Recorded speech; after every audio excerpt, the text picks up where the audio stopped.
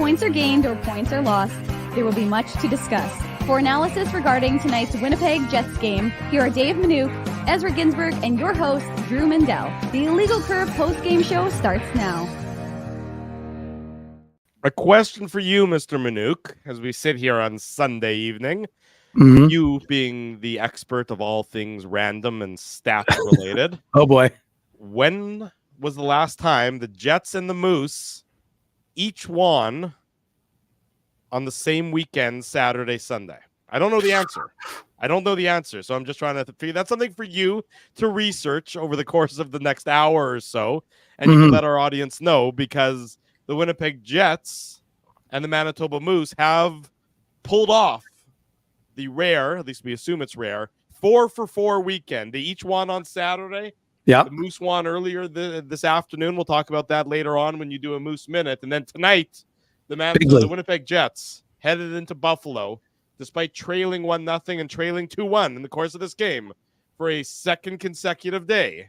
They pulled off a third-period comeback, a team that entering this weekend had two third-period comebacks all season long, have now doubled that number to 4 on the strength of today's 5-2 victory over the Dallas Stars. Not the Dallas Stars, the Buffalo Sabres. I got confused as to who was playing the Stars and who was playing the Sabres already. There we go. Good evening, everybody. Good evening, Winnipeg. Good evening, Manitoba. For all those joining us live this evening on our YouTube channel and all of our social media platforms, we welcome you to the Illegal Curve post-game show. Jets win 5-2 over the Buffalo Sabres. There you go. I'll get it right on the second time around. A gutsy effort, coming back twice in the course of this game and taking over in the third period, much like they did yesterday in Carolina. And Big Bank took Little Bank. Sorry, I'm still in a bit of an ice cube mentality, as the Jets, the better of the two teams, decided they were going to take the 2 points to the bank and leave the Sabres without anything in the column. How are you, Dave? Good to see you. I'm quite well, Drew. Thank you for that nice preamble. A good welcome to the show, of course. It has been a good weekend in Jets land. It has been a good weekend in Moose land.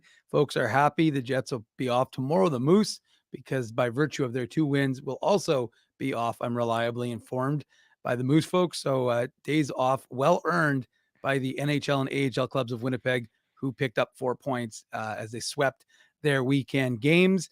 And important for the Jets I thought they were the better team in the first period. I don't think anybody's going to question that. I think they slowed down in the second. And while folks could point out that this Buffalo Sabres team is not going to be a playoff team, they have been hot of late. 7-2-1 in their last 10 entering tonight. And they also defeated a pretty good Golden Knights team yesterday handily. I believe the final score was 7-2 in that one. So they put up a touchdown. And that was at home in Buffalo. So they were feeling good in the hood. The hood being Buffalo, but they were feeling good in Buffalo. And again, they've got a lot of good young talent. And we've talked about it on this show. We've talked about it on the Illegal Curve hockey show primarily, especially when we're talking to Marty Baron. But yes, I mean, it was an important game because once again, I mean, we talk about Connor Hellebuck, but Josh Morrissey has been an absolute beast for this hockey team, and his assist obviously in the first was a phenomenal vision by him, and you can just see it. He's taking over games and just over and over again. 44 has done it for this Jets team, so full kudos to him, because I thought he was excellent in the course of tonight's hockey game. And it's the Jets. We talk about these 16 games. March has already started. There's 16 games in March, but they have a nice little lull here in the sense that they play on Tuesday, so they'll have day off tomorrow. Yeah. They'll play on Tuesday against Seattle. Then they don't play Seattle until Friday again at that home series. So you'll have a nice little break for the Jets and whomever else joins the Jets. Of course, Drew, with the trade deadline fast approaching on Friday. But ultimately, it was an important game for Winnipeg because you didn't need the points. You could have, not, like Colorado got pounded by Nashville yesterday. Yep. So it wasn't like you're sitting there. But again, this just goes to show that this Jets team, despite the their frauds meant, comment. Despite what a player told the guys on Spitting Chicklets, that the Jets are the biggest frauds and they're going to lose in the first round. Maybe I'll pull up that clip if I can get it handy. Sure. Maybe I'll pull it up a little bit later on in the show. We can bandy that about a little bit. Sure. But the point is that, it's more just about, that idea of being patient, and, they killed the penalty while down 2-1. And, you felt like if Buffalo had scored and made it a 3-1 game, I'm not saying it would have been impossible, but it felt more unlikely. But again, it's the second game in a row now, and they pointed it out on the broadcast, and it's worth mentioning, but this team has done very well in back-to-backs. They're now 6-0 in the second game of a back-to-back. So, I mean, it's all pointing towards the Jets club, and I haven't looked at the math yet. I'll do that when you start talking, Drew. Yeah. But, this is game 60, and it's their 39th win. So I'll go back and I'll look where they were relative to 17-18 and where they were relative to last year. But I'm telling you, it's probably significant. I know they were getting close. They were a little bit ahead of the 17-18 team. Yeah. I suspect this will pace them a little bit more, and because we know what happened last year. But again, it bears repeating, right? This is now 9 wins in their last 11 games. So this team, that slide that folks were worried about when they had that 5, this is the start. The slide is happening. The slide is gone. There's no slide. 4-1. Yeah. 4-1. And instead now you're riding. And like I said, they've won whatever the record is, 9-2-0 in their last 11. Mm-hmm. So it's unless there's a shootout loss or an overtime loss that I'm missing, Drew, but I don't think I am. So they're 9-2-0 in their last 11 games. And any talk of a slide is in the past, because this team has banked enough points and they've done well with what they've been able to accomplish. With the win today, they moved to the top they're the second place team in the entire NHL. If you look at points percentage, they're second place team in the entire NHL. They're the top team in the Western Conference based on points percentage at this point, because they still have games in hand on all these teams. It's not unreasonable. Not by a long shot is it unreasonable to talk about the Winnipeg Jets in the context of the President's Trophy. And that conversation has sort of gone a little bit by the wayside. We know earlier in the year they were up there. It's certainly within reason that the Jets could be a President's Trophy winner at the end of the regular season. Now, time will tell on that front, and we'll cross that bridge when we come to it. But you have when you factor in, I don't think you can talk about today's game without talking about the third period last night or yesterday against Carolina, and how important that third period was for the Jets and how they sort of built upon that today. This was a game against the Buffalo Sabres that the Jets were the better of the two teams by and large. I know that, as I mentioned, they were trailing at 2 different points of time by that goal each. But if you watch the course of the play, especially in that first period, they had a lull in the second, and in that third period, the Jets just said, like good teams do, we're not going to lose this game to a weaker opponent. And they just took over the game. And they took over the game on the stick of Josh Morrissey. And they took over the game on the stick of Nikolai Ehlers, who had a number of great opportunities, even if he doesn't ultimately get his name on the score sheet. Mark Scheifele, Morgan Barron. I mean, the contributors were up and down the Winnipeg Jets lineup, because this team is now, I think this team is feeling themselves in the sense that we're going to win games. We're just going to be able to, as March has begun, when we're playing at our best, we're going to impose our will. And there were a lot of games there for a while that the Jets weren't playing their best at. And we talked about those games, and we mentioned that, and they themselves mentioned that. I think that yesterday's comeback might have flipped that switch again for the Winnipeg Jets, because you pull off that comeback against Carolina, well, that's a pretty damn good team you're scoring 5 unanswered goals against. Then you come into Buffalo today, and the Sabres are just playing out the string, and the Sabres are the prototypical, selfish team in the sense that they only play well when it ultimately doesn't matter. That's the sign, by the way, of a losing franchise. A team that goes 7-2-1 when they're already out of it, when it doesn't matter anymore. You're seeing Ottawa do something similar. Losing franchises go ahead and do that. Now, it's hard to overcome that, and we're not going to delve deep into the issues that permeate the Buffalo Sabres organization. Our buddy Mike Harrington of the Buffalo News, there's tons of great guys who cover the Sabres if that's where you want to go with that. But the Jets are right now, when are in that winning mindset, when they can go and they can say, nah, we're not going to lose this game. We're going to find a way. We're just going to be the better of the two teams. And that's what they certainly were in the third period today against Buffalo. I really didn't have any doubts about this one. I'll be honest, even when they were losing, based on how they came back yesterday. Based on that comeback yesterday, I didn't see this team then coming into Buffalo, both teams playing on the second halves of back-to-backs. I didn't see the Jets laying an egg against Buffalo. I think they knew that they have too much confidence in themselves at the moment to drop a game like that against Buffalo, where they can use this game and they can flush what happened on Thursday against Dallas. Look, nobody's talking about that anymore because the Jets, with their games in hand on Dallas, are now ahead of Dallas because you went into Carolina and you won, and you went into Buffalo and you won. Yeah, you're still concerned about how you match up against the Dallas Stars, and time will tell on that come playoff time and everything else. But for right now, for the games that you have in front of them, the Winnipeg Jets are feeling themselves and saying, no, we're not going to let ourselves down. And I thought you saw that tonight in the third period, Dave. Drew, that was a trip to the buffet. Let me tell you, I felt like Weber was in the room right there, but that's okay because he gave me an opportunity to do some crack research. Now, I haven't figured out the question you asked me. Okay.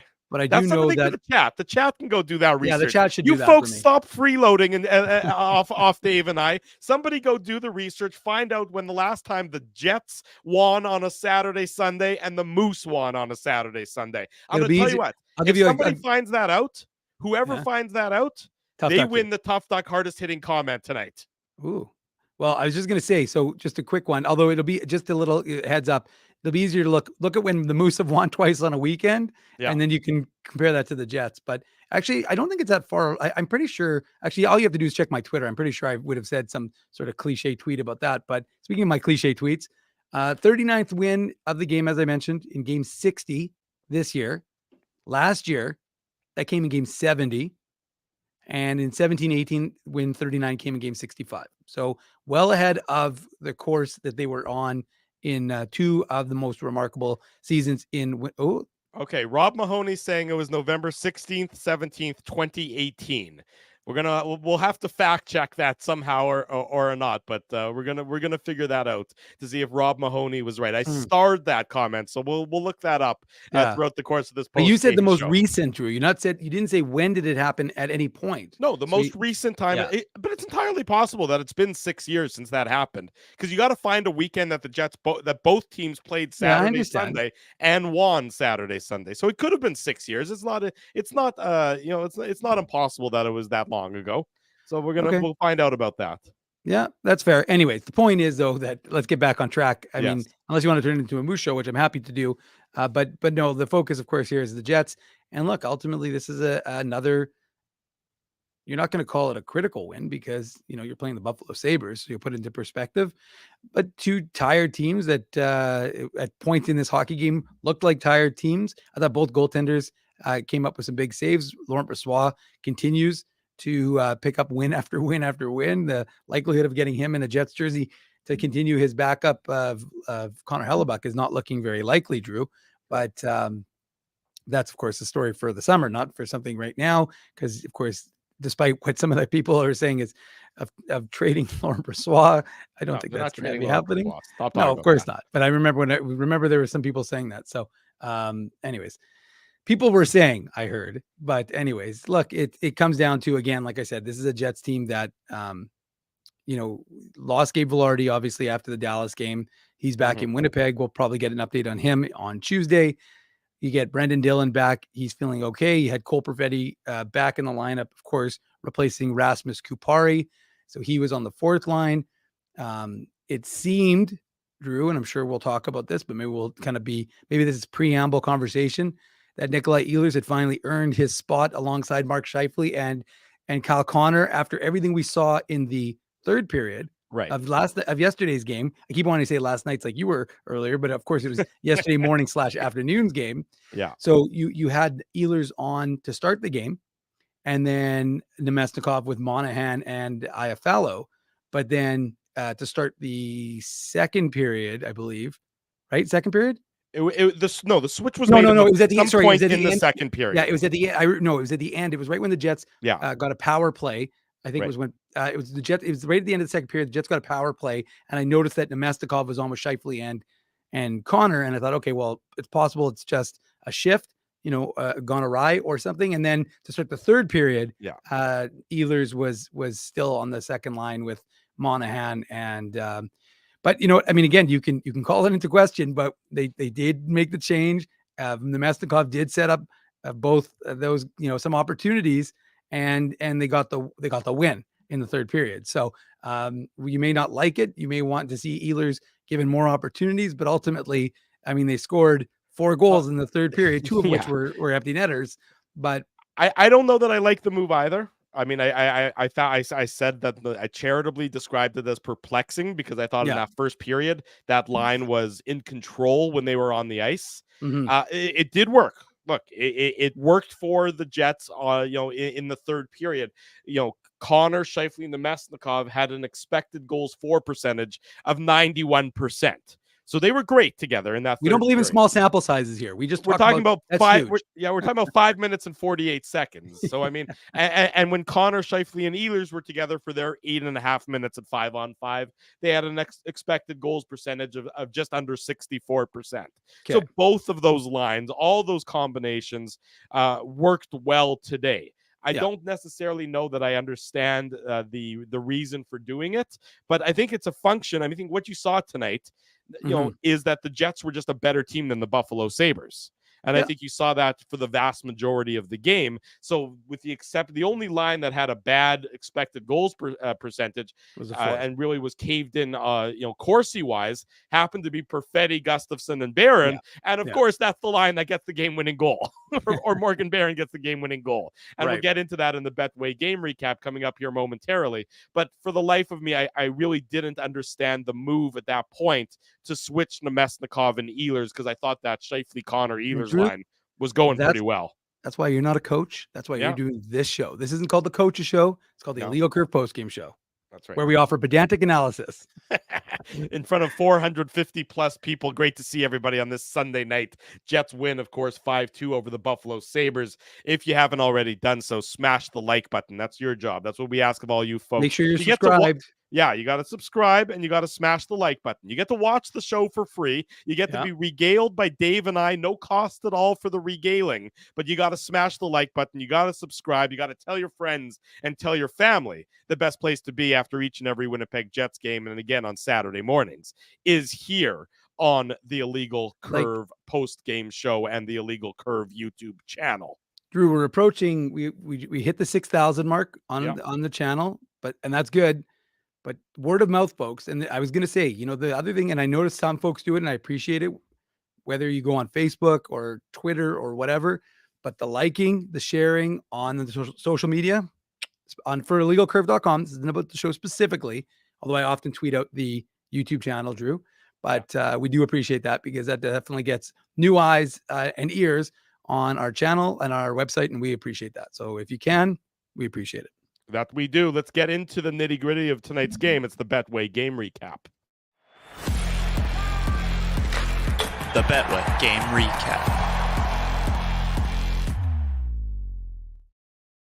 Big thanks to our friends at Betway for their continued support of the Illegal Curve post-game show. If you're looking for a place to place a wager legally, safely, with confidence, knowing that your wager is being handled by professionals, Betway is the place to place that wager. Head on over to Betway and bet your way. Must be 19 years or older to play. And of course, Betway and us here at Illegal Curve, first and foremost, want you to please play responsibly.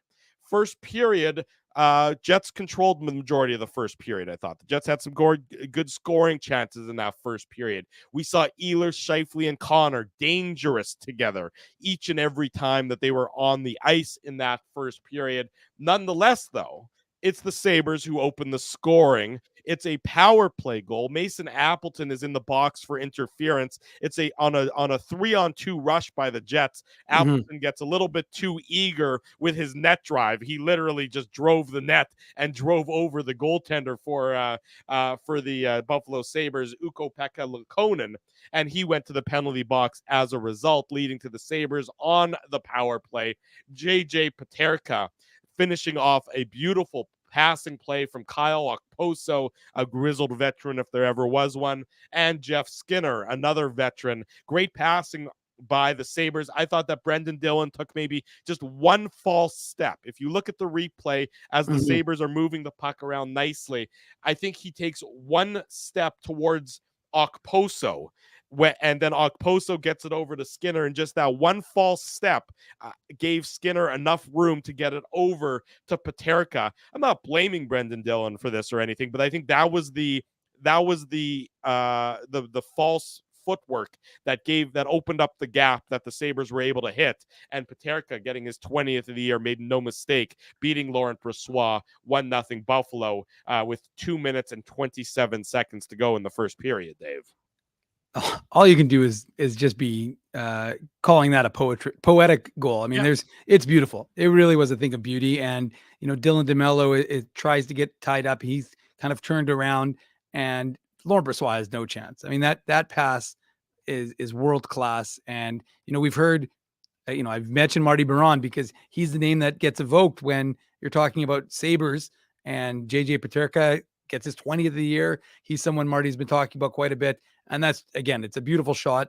And you're right, Drew. Okposo is a veteran, so that's a real nice play. And the one thing I'll give them credit for, and like the Jets, we heard on the broadcast, obviously we don't pay a ton of attention to the Sabres, despite the fact that former Moose Jets legend Eric Comrie was backing up today. But right, the one of the things that they said on the broadcast was how good their power play has been in Buffalo, similar to the Jets of late. So the number one element I noticed was speed. They didn't hold on to the puck. They made quick decisions, and it was on and off their stick very quickly. And similarly, it was in the back of the net very quickly, and the Sabres had a 1-0 lead. Yeah, that they did. And if you're the Winnipeg Jets and this is late in the first period, you're probably feeling a little bit bad because you've had a pretty good first period. You've controlled the majority of that first period. And it looks like you're going to be down by the goal. The Jets had 63% of the possession 5-on-5 in that first period. They had 3/4 of the high danger chances. They had expected goals at almost 82%, yet you're down 1-0. But the Jets don't, in fact, head to the dressing room with trailing by a goal with 6 seconds to go. The Josh Morrissey show, which has been playing to rave reviews for the last number of weeks, continued to get those same rave reviews. He sets up Nino Niederreiter for a goal. Niederreiter's 17th of the year. Look, it's a fantastic play by Josh Morrissey to be able to sort of look off the pass. Everyone thinks he's going to shoot, but he finds Niederreiter, and Niederreiter in tight is able to sort of chip it at the difficult angle past Luukkonen, which was a great play by Niederreiter, a great play by Morrissey to set him up, and a great play by Pionk to set Morrissey up. Pionk getting the secondary assist on this play, and he, his efforts here can't also be overlooked in keeping the puck in and being able to hit Morrissey with the pass that Morrissey was then able to move in and find Niederreiter for the redirection to tie it up at 1 with 6 seconds to go in the first period, Dave. Well, I mean, I think the key, Drew, is play to the whistle, right? And don't play, keep pushing. And that's what you want to credit the Jets. And you're right, Drew. Neil Pionk, who is often lambasted for some of his giveaways, and he had a pizza or two in this game, as did Dylan Samberg. There were a couple of tired plays, I would call them, by the Winnipeg Jets, tired giveaways that resulted in chances. But Laurent Brossoit came up and made some big saves. But yeah, I mean, look, it's a nice play by Neil Pionk. And it's world-class vision by Josh Morrissey. I mentioned it in our preamble, but I mean, it's a beautiful play. I mean, it's his 15th assist in the last 8 games. He's on pace, which is crazy to say because I didn't think there was a chance he'd come close to 60. We're going to have to go back, Drew, and listen to the very first episode of the Legal Curve Hockey Show where we did our over-unders. And I actually at the think beginning of the season, not the first one back 14 years ago. No. Morrissey wasn't on the Jets 14 years ago, but the first one at the beginning of the year, you mean? Yes. And I may have gone over, and I was like, I felt like Morrissey was going to have a repeat of the season. That could have been for points, maybe not assists, Drew. I don't recall. But you, of course, as the gatekeeper of those stats would know that information. But it is amazing to think that he is now, I think he was on pace as of yesterday for 58. So he'll be in the upper 50s for assists if he keeps this pace up. Yeah. And it doesn't look like he's stopping. And you credit Niederreiter. But like I said, that play, you give Pionk credit for getting the puck back and getting it over to Morrissey. And you give credit because we often say just shoot the puck at the net and something can happen, right? Which is true. But the credit for Morrissey for not just throwing it at it and hoping, having the vision to see Niederreiter and get it over to him quick, and Niederreiter veteran play side of the net. And it's amazing when a guy is feeling it versus a guy who isn't. You know, the play you mentioned it, the one that led to the Mason Appleton penalty, which of course led to the goal by JJ Peterka. I mean, Appleton is just a little handcuffed by the pass on that, like where he's trying to get it. And then of course he gets the goalie interference. And you can just tell like Mason Appleton isn't feeling it right now, right? It's just not there right now for number 22. His hands are rarely there. I mean, he doesn't have great hands. I mean, that's the reality of Mason Appleton as a player. And you're right. He's struggling a little bit and he's not real, and that's just Mason Appleton, sort of the player he is. He doesn't have that depth, the depth scoring touch that you need to be a scorer in this league. Well, that's why he's not in the top 6, right? I mean, despite the fact that Rick Bowness sometimes puts him there because they want a right shot guy, but yeah, I mean, he's not a top 6 guy, which is fine. And for a 6th round pick in 2015, he's doing pretty well for himself, making himself an everyday NHLer. But it comes down to the fact that you can just see the difference between Niederreiter, who's playing with that confidence, and again, veteran beside the net, knows where to be, knows where to put himself into a position, soft ice, and now you've got a 1-all game. And look, again, only 20 minutes into the game, so it wasn't critical that they scored, but it just changed the tenor of it. Rewarded them for a really good first period because if you end that first period and you're down 1-0, you're feeling rather disappointed because you played a fairly structured game within the framework of what your team likes to look like, and yet you're down 1-0. Instead, you tie it with 5.5 seconds to go in the first, and you feel validated for the way you've played. Yeah, exactly right. Your performance in the first period gets validation. That's a good word for it. So 1-1 after 20 minutes in Buffalo. Second period starts, and it's not as good of a period to begin for the Winnipeg Jets. I mean, I didn't think it was a catastrophe or anything. It's just they didn't control the play like they had. It was much more of an even period. Even Buffalo probably had a bit of an edge. They had an edge in expected goals, in that second period. They had an edge in possession in that second period, and they do end up getting the lead again. The only goal in that second period, it comes off the stick of Eric Robinson, assist to Peyton Krebs, assist to Zemgus Girgensons, still one of the best names in hockey. And, Perfetti, who is another guy who's been struggling, as we all know, and I was a little surprised to see him back in the lineup today, to be perfectly honest. I thought he'd sit for the entire 2-game trip, but he got back into the lineup on that fourth line, playing with David Gustafsson, playing with Morgan Barron. And he just fails to knock the puck out of the air. He's trying to glove it down. It's just a middle ice flip, just a flip in the neutral zone. He's unable to knock it down. Peyton Krebs picks it up. He feeds Eric Robinson. It doesn't look like it's going to be necessarily a dangerous opportunity, but the shot deflects off of the stick of Dylan DeMello, and it eludes Laurent Brossoit. So the Buffalo Sabres in this one take a 2-1 lead just before the halfway mark of the second period. They are up 2-1, but you can't talk about the second period, and you can talk about this goal, Dave, but you also have to mention the Sean Monahan breakaway, which was about 30 seconds into the second period, where he very nearly put the Winnipeg Jets up 2-1 if it wasn't for Luukkonen making probably what I would say is one of his better saves of the game off of the stick of Sean Monahan. Yeah, and he made a lot. I mean, the Josh Morrissey in the third period save with using his helmet Yeah, was yeah. a heck of a good save. Before the Jets tied the game. Yeah, so Yeah. I thought he made a number of really nice saves. But I mean, this is just a play where the Jets. This is one of those plays I thought where the Jets looked a little slow, and their fourth line is out there for a rare shift for those guys, and probably not the best goal. I think Laurent Brossoit probably would want it back, but of all the guys to have to try and elevate and show off his vertical in the neutral zone, Cole Perfetti, probably not the guy. It looked, to be honest, you know what he looked like watching the replay, Drew? He looked like me in softball, where I'm going forward, the ball's going behind me, and I'm like, oh boy, well, I got to go back to the wall and get that ball. So, unfortunately for Cole Perfetti, just needed about 4 more inches.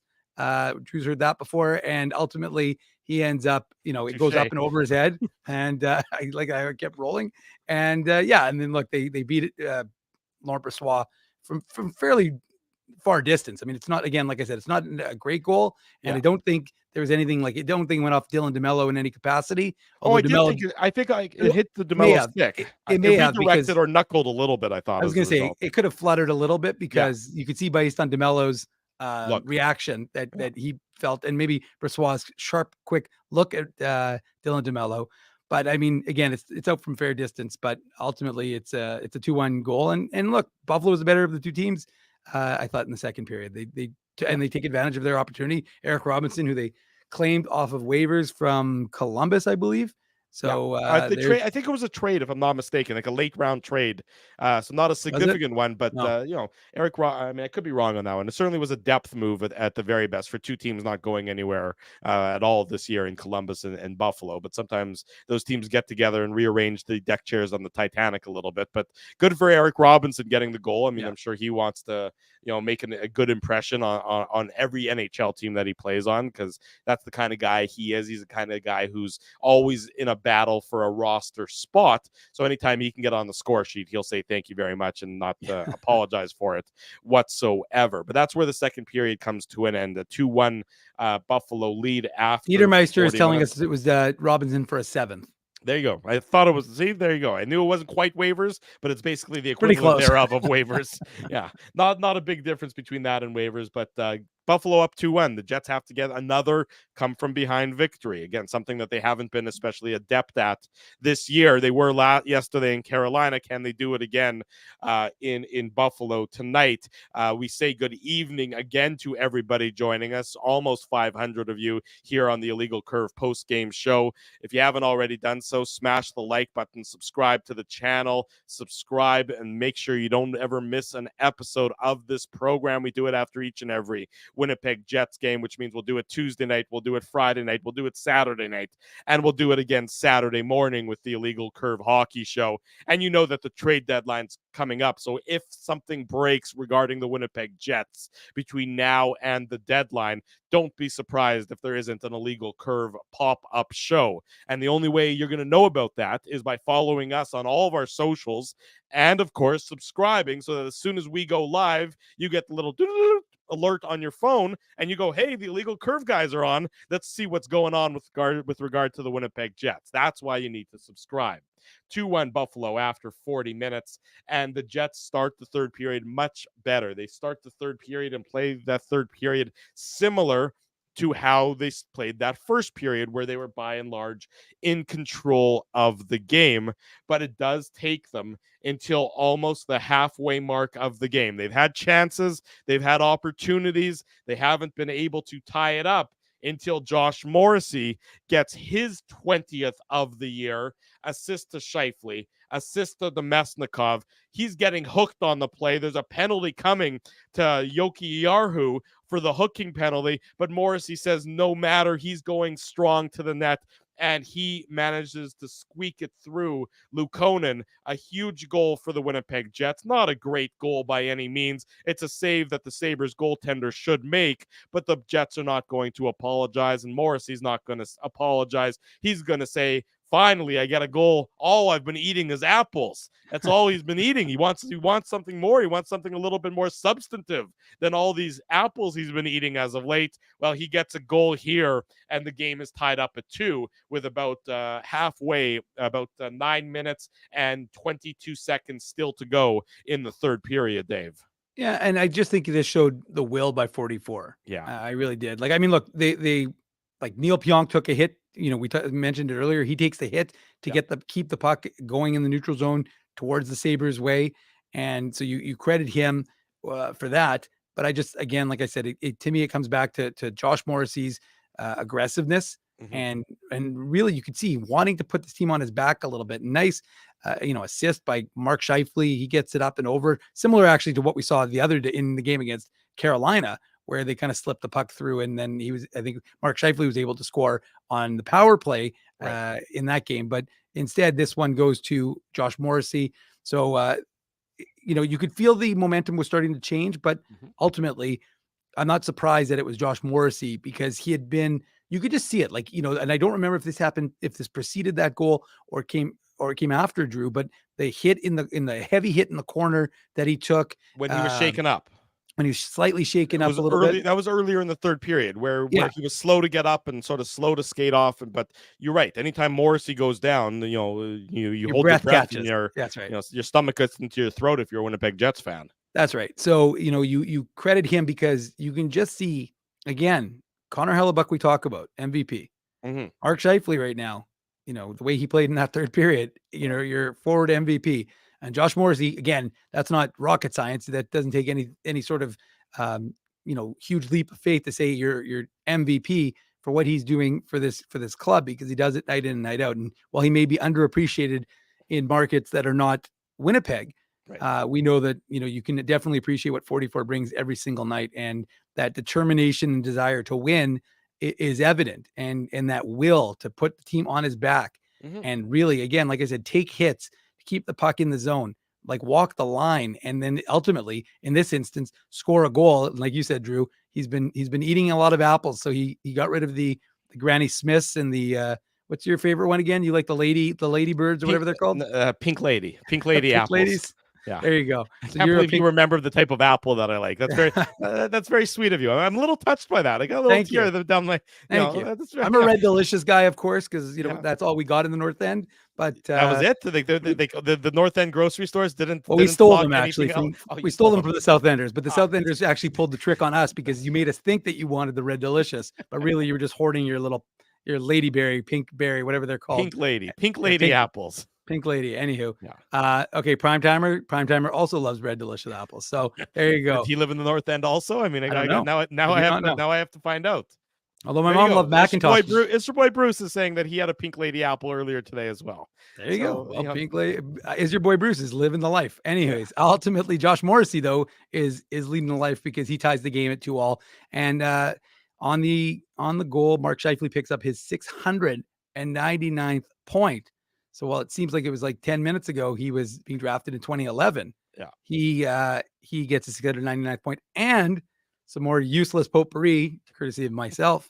Yes. Josh Morrissey moves into top 5 all-time games played for wearing a Winnipeg Jets jersey with Brian Little. So I think it's 561 for Josh Morrissey. And Drew, I said it feels like just yesterday it was 2013. Yeah, that's right, Joey. Although Joey went to the Moose game.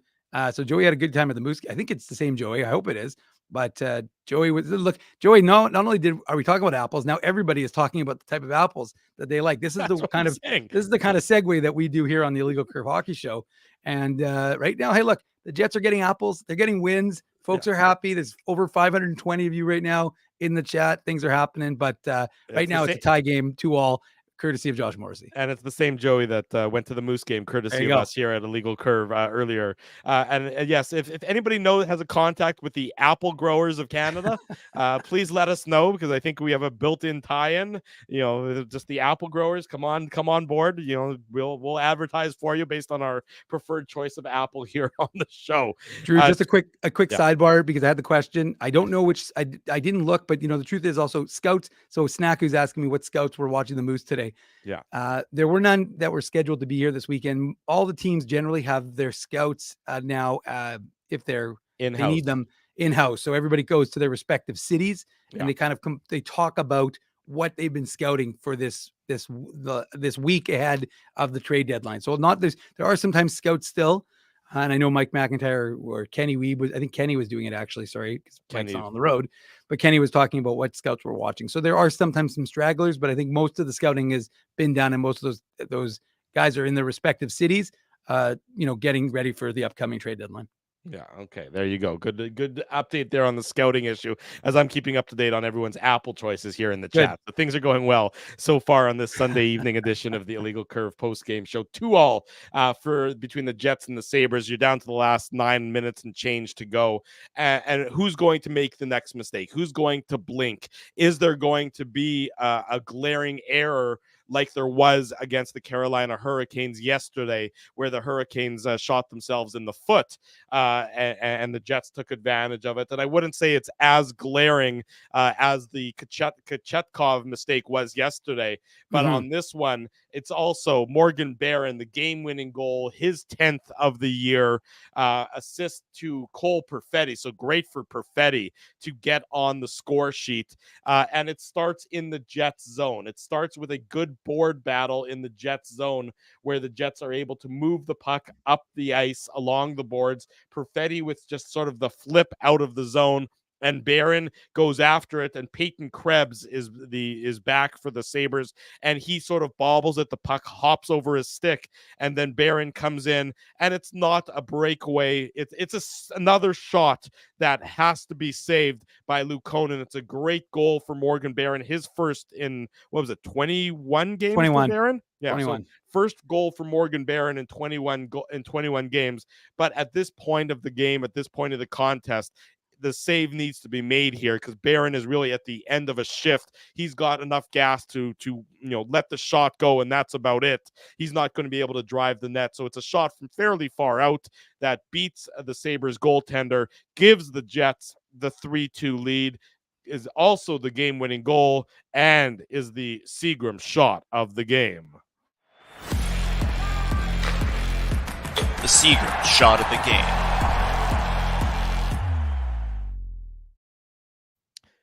Big thanks to our friends at Seagram's for their continued support of the Illegal Curve post-game show. No matter what you choose to drink, no matter when you choose to drink it, we, 1, want you to drink it responsibly, and 2, encourage you to choose one of Seagram's terrific products, perhaps Seagram's 83, Manitoba's #1 whiskey, available at your local liquor mart or wherever fine liquor products are sold. Big thanks to Seagram's for their support of the show. Barron shows good hustle. He puts pressure, and he's gonna, he says that the Sabres have to make the play. By having that hustle, and by having the determination, and by letting the shot go, he's going to say, yeah, it's probably not going to be the best shot I've ever unleashed. It's probably not going to be the prettiest goal that I've ever scored, or that's ever been scored, but I'm going to require the Sabres to make the save and make the play. And when you play against a team that is weaker than you, and is fragile, and has shaky goaltending, you never know when they're not going to be able to make that play. And on this instance, because of Morgan Barron's hustle, because of Cole Perfetti's chip, because of the Jets won the board battle, they get rewarded. Again, not typically how it's going to go, how it's going to score, but it counts all the same, and it's a beautiful goal for Morgan Barron to make it 3-2. This goal coming 3 minutes and 17 seconds after Morrissey tied the game. So the Jets have the lead with just over 6 minutes to go in the third period. Yeah, and look, you're right, Drew. It's definitely not a goal that you want to let in if you're a netminder. I mean, right. there's no. The defender's stick is in the vicinity but doesn't make contact, so you can't blame that.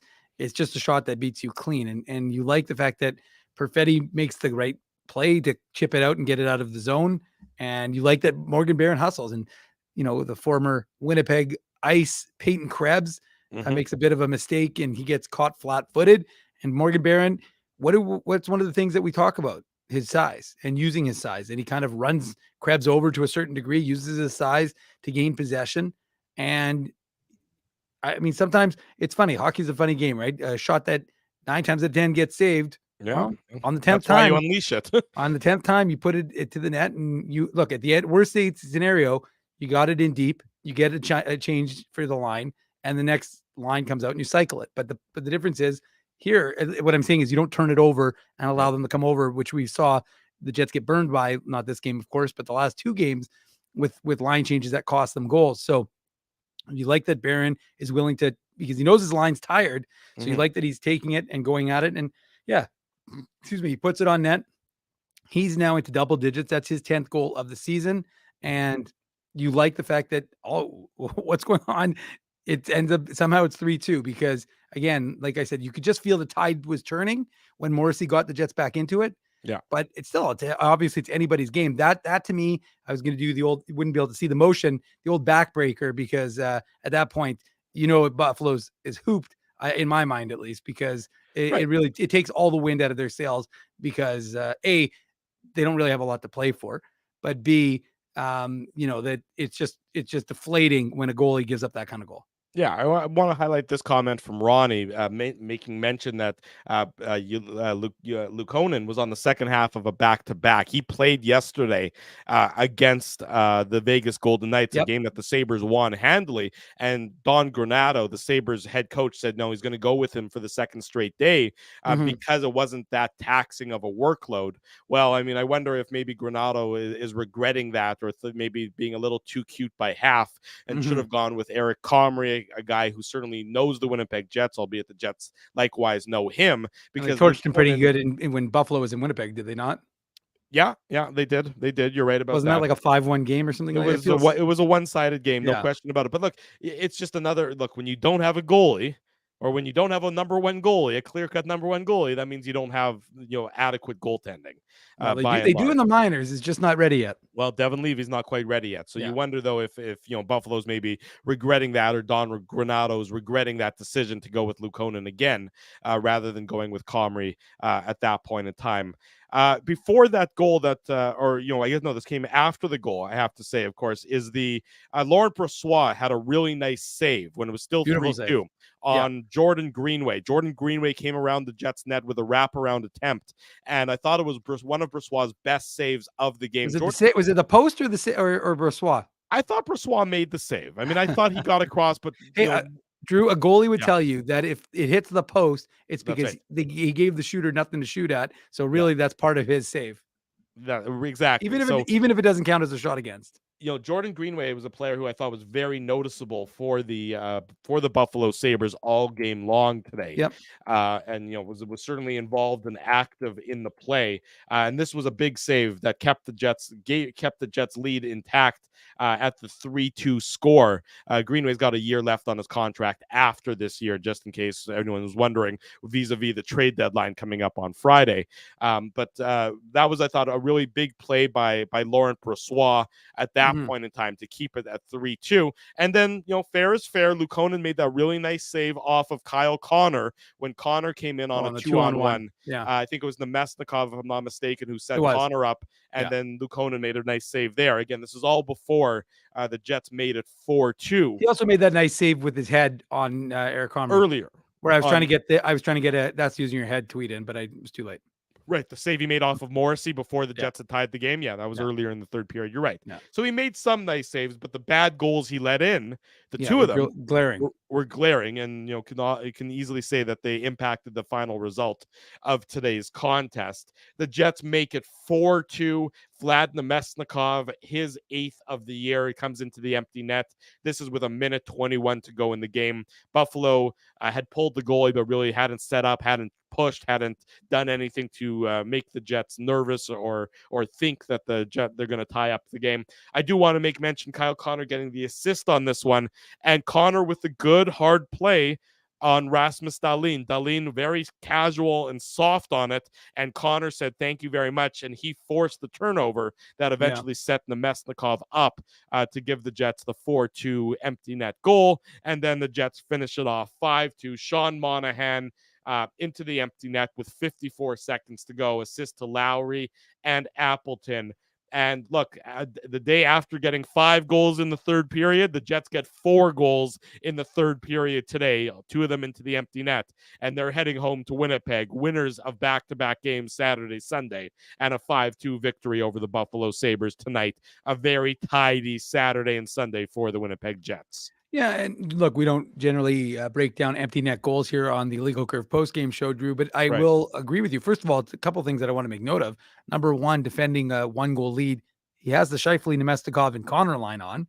So that's, not generally what we expect, but those guys were on, and I guess they're part of it is because they have good hands. And yeah, you're right. You like Dahlin, who for the record had 2 monster hits, one on Niederreiter and one on, was it Pionk? I don't remember who, but he had, no, it wouldn't have been Pionk. Maybe it was Appleton, but he had 2 hits, almost inadvertent hits where it was Iafallo, I think. They were Niederreiter and Iafallo. Where he reverse checked both of them. I don't even know if he did it intentionally. He's just such a big boy that he nailed both guys, and both Jets were just on their butts after trying to make contact with him. But yeah, in this instance, he looks soft, and Kyle Connor goes at him hard and gets the puck, frees the puck up for Vlad Nemestikov. So you like that from Connor because, again, Kyle Connor's never going to he's never going to be a Selke winner. If there's even a neutral zone award, he's never going to win that one. But offensively, that he's got the senses to get the puck, and he's a puck hound in that regard. So he gets that puck, frees it up for Nemestikov, who puts it into the empty net. And then yeah, you're right. And again, Monahan getting his 8th goal in 8 games for the Winnipeg Jets. That trade is looking fantastic. Yeah, and it just goes to show you. And I asked Sean Monahan himself. I asked Cole Perfetti about it. Just that idea of acquiring these guys so well in advance. And look, it's really worked out because he's very enmeshed and very comfortable in this Jet system. So it's another big acquisition by Winnipeg ahead of the trade deadline, which as we all know is coming up in 5 days. And it's just a Jets team that's rolling right now. And so, like I said, 39 wins out of 60 games. This is a Jets team that we've never seen in Winnipeg really to date so far. Well ahead of last year's team, slightly ahead of, well, not slightly, but fairly ahead of the 17-18 team. So while some might think that the Jets are frauds, again, what we're seeing a team that, Drew, I think you and I and probably most of the 500 people would agree need some augmentation and maybe an addition or two. Right. But certainly not when you have Connor Hellebuck in net and you have some of the players that this Jets club has. To call them frauds, I think is a fairly strong term. And, but I would suspect, to be honest with you, yeah, whether it's permeated the locker room, I do not know. These guys, I mean, you and I both know that players around the league gossip worse than the high school. So the players know who called them a fraud. They know. Because if you watch the clip and it's on the Spitting Chicklets Instagram page, and it's not the Spitting Chicklets themselves, it's not those guys who are saying the Jets are frauds. No. They're saying Whitney was saying that it's someone in the Western Conference on a playoff team that the Jets might play in the first round called the Jets a fraud. So and you know what, the players know. The players will find out and they'll know, and it'll be bulletin board material. So you don't get mad. Just say thank you to whomever used that line, because I suspect the Winnipeg Jets will gladly use it as motivation whenever they need some. And let me tell you, there better be Jets fans who have some sort of, like, in the playoffs, not now, but in the playoffs, have some sort of fraud related signage now, or something like that, some sort of chat, like shirts. Like I'm very, look, the people malign Winnipeg. We had what's JT Brown's wife saying basically like someone I mean, why I care about her opinion, I don't know. I only knew because I saw Jesse. I missed that one. Thankfully. Well, Jesse Paul said something about it, so otherwise I would never have known because I don't follow her. But like she basically said, like, waiting for waivers, it's like the worst 24 hours because you're either going to end up in some small city or Winnipeg. And again, that's the kind of stuff that motivates Winnipeggers. Winnipeggers don't like it. They don't like hey, we're from here. We can make fun of this city. Right. If you're not from here, then don't talk. Keep your mouth shut. Amen. That is the Betway game recap here on the Illegal Curve post-game show. When we come back, we got a Tough Talk hardest hitting comment. We got some interesting comments from the Jets head coach Rick Bowness about the swap of Ehlers and the Mesnikov. We got a Moose Minute. Lots more to come. Don't go anywhere. It's the Illegal Curve post-game show. It rolls on this Sunday evening here on our YouTube channel. BP's new New York Sicilian Square Footers. With a thicker crust than ever before, they're light and airy on the inside and oh so crispy on the outside. You're gonna have your work cut out for you. Okay, fine. Try the New York Sicilian Square Footers, only at Boston Pizza. You guys ever wish for a game changer in life? Like finding out your favorite snack has 0 calories? Or discovering the mute button on Ezzy? Picture this, a secret weapon for parking, where you can book a spot a whole month in advance. Tell me more, Drew. Pre-book your parking at really low rates, or maybe even for free if you use the code Illegal Curve. Free? What is this, sorcery? The Grid Park app. It's a real secret weapon that has affordable game day parking, and to sweeten the deal even more, I love sweets. our listeners can use the code Illegal Curve to park for free. Holy Zamboni. Tell me about it. Just download Grid Park, GRYD Park, and use the code Illegal Curve, all one word, to park for free. The game can change just like that. Accidents happen when you aren't protected. So now what? Getting to your injury quickly can make all the difference. Help prevent them from being game changers with Linden Market Dental Center. Bonding, crowns, bridges, and dental implants. State-of-the-art treatments are available to help you get back in the game. To learn more, visit LindenMarketDentalCenter.com. Creating smiles for life. Your coworkers love you because you always make them laugh. You're the life of the party with stories that have them rolling on the floor. Or maybe you're just the quiet one in the corner with the one-liners that just slay. Do you have what it takes to become Winnipeg's funniest person with a day job? Try your luck. Hit the stage at Rumors Comedy Club, and you could be walking away with $1,000 cash. Winnipeg's funniest person with a day job. Presented by Rumors. For all the details, head to rumorscomedyclub.com. Whoa, Ezzy, everything okay? You look stressed. Of course I'm stressed. We're moving, the house is upside down, the kids failed miserably at packing the fine china, and my life is in chaos. Chaos! Yes, that does sound like a problem. What am I going to do? Ezzy, relax. Rolly's Transfer Moving and Storage is the answer. With 60 years of experience in moving Manitobans and a track record of exemplary customer service, one call to Rolly's and your stress is gone. No job is too big or too small. Just visit Rollies.com and they will take it from there. Thanks, Dave, and thank you, Rollies Transfer Moving and Storage, online at Rollies.com. For 3 generations and over 80 years, Tough Duck has been making apparel that works and plays as hard as the people who wear it. From jackets to work boots and everything in between, Tough Duck's clothing can handle the harshest environments, even the Illegal Curve hockey show. Work to live, live to play. Visit toughduck.com.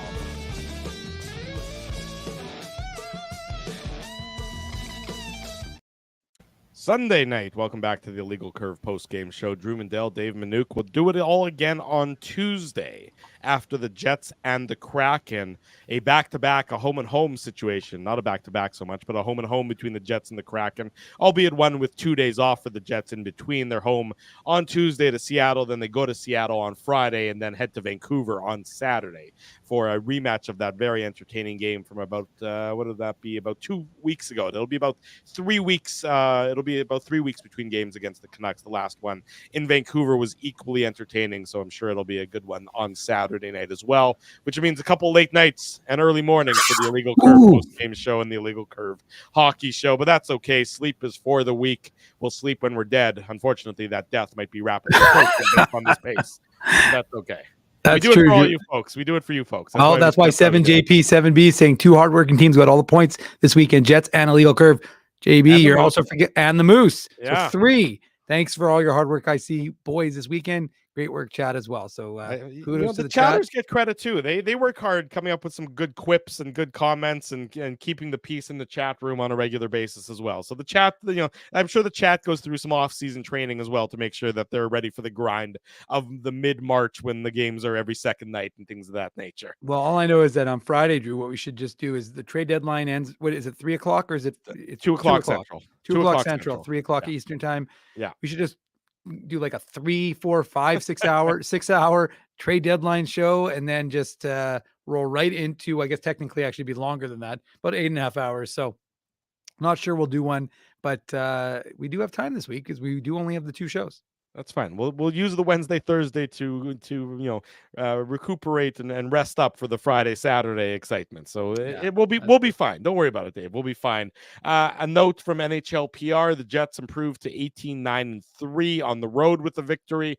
It marks the first season in franchise history. Now that also includes the Thrashers, not the Jets 1.0. So the first time in Jets 2.0 and Thrashers history that the club has collected 18 wins through their first 30 road games. So Jets performing well on the road in addition to at home, as evidenced by that a team that's almost first in the NHL has won a lot of games on the road and at home. That's such a shocking concept.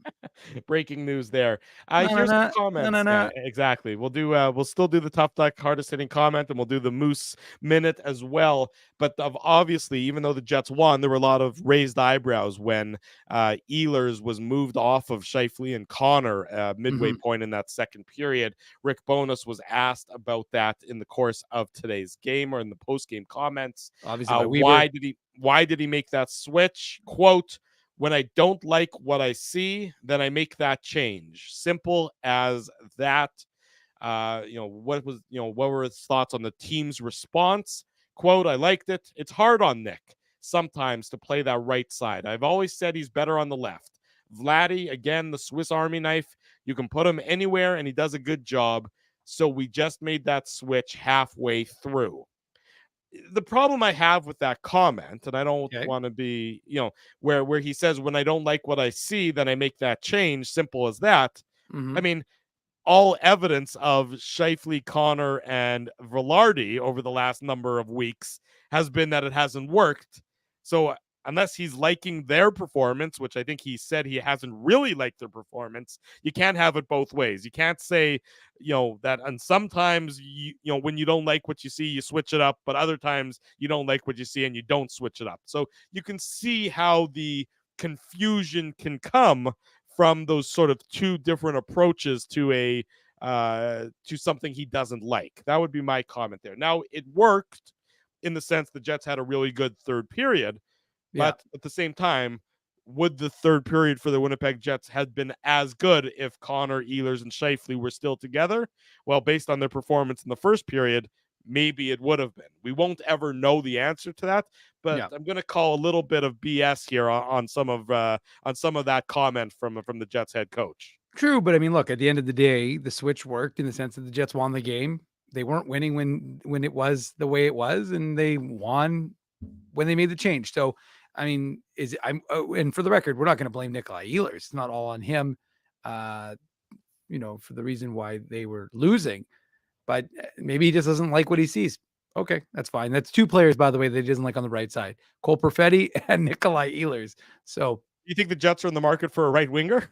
Perhaps the Jets could use a veteran scoring right winger on their team. I don't know, but yeah, that would seem to be the case, Drew, because right now, I mean, again, and I'm of the opinion. I know that people like Ehlers and Scheifele together.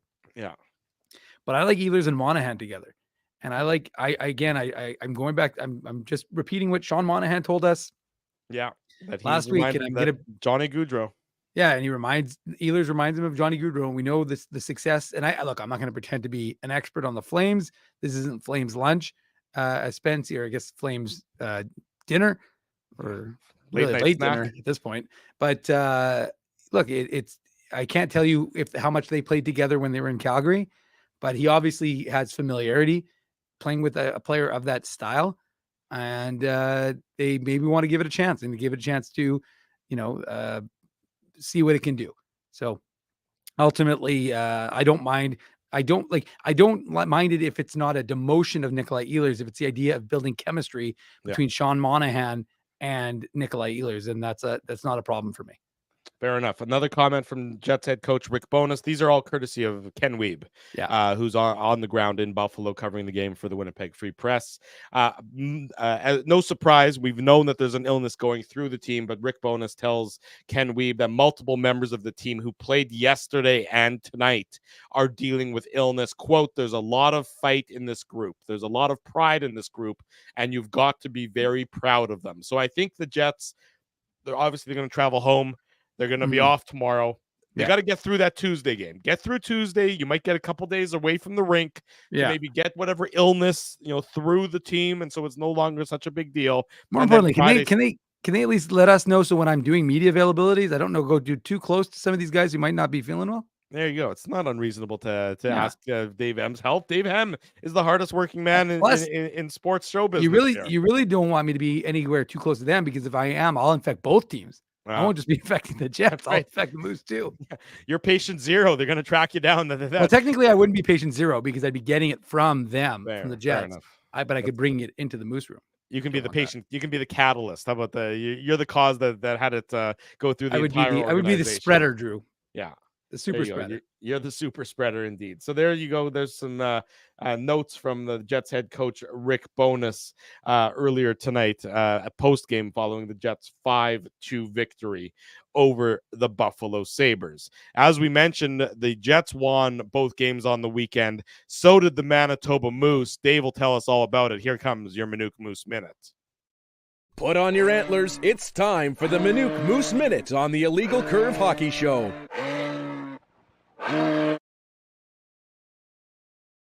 That is my time to shine, Drew. The Moose Minute. By the way, as an aside, this is the best part about the chat. And I'm good before I get into the Moose stuff. All these people are pressing one, and I'm like, what did I miss? I missed something because I was looking at Drew. Didn't miss that. And then I think it was Dark Moon had said, press one if you're proud of the Jets. Maybe proud of the Jets and the Moose. I'm not sure, but there were a lot of people pressing one. So I was curious as to what I'd missed. But that explains that for you and myself. But the chat obviously knew what was going on. So the Moose were big winners yesterday, 7-3 over the Texas Stars. So and they scored 2 empty net goals, and then Nikita Chibrikov scored there. So they scored 3 of their goals in the last 2 minutes of the game to really put an exclamation point on that one. And you wondered what Texas, who coming into this series, were 17 points up on these same Manitoba Moose, and you wondered what kind of response. Of course, Logan Stankoven up with the big team. Moose aren't complaining. The leading scorer in the AHL, staying in the NHL. They only made a few changes. Dean Stewart, who got injured in yesterday's game, he was out. Simon Kubicek, no relation to Stan Kubicek, because Simon's from the Czech Republic. He was in a D. Oh, Drew, you like that one. And then Nicholas Jones came out. Stan Kubicek, CK&D weather reference in a while. Okay, well, I'm glad I could make your day. And then Nicholas Jones, he came out for Carson Golder, and then Colin Delia got the net. And one of the keys for the Moose of late during this run, this kind of putting them back in contention, has been the goaltending. The Thomas Milic, of course, the Jets 2023 fifth rounder, and Colin Delia, both those guys playing much better. And with that has been a rebirth, if you will, of the Moose. And things got started right after it looked like Christian Reichel had opened the scoring. Colin Delia, the aforementioned, who was in the net, he made didn't get an assist on this play, Drew, but he had a heads-up play.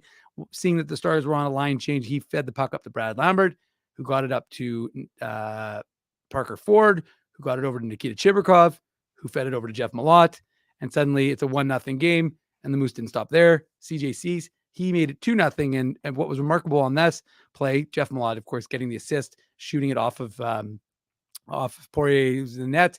And CJ Cease buries the rebound. But Henry Nikkanen, the 2019 fourth rounder, and yesterday I was joking with Henry because it was Hockey Day in Finland. I said, You got your first goal, which came in game 36. So he went 35 games. He's a defensive forward, but even he was kind of going like, I got to get something going here.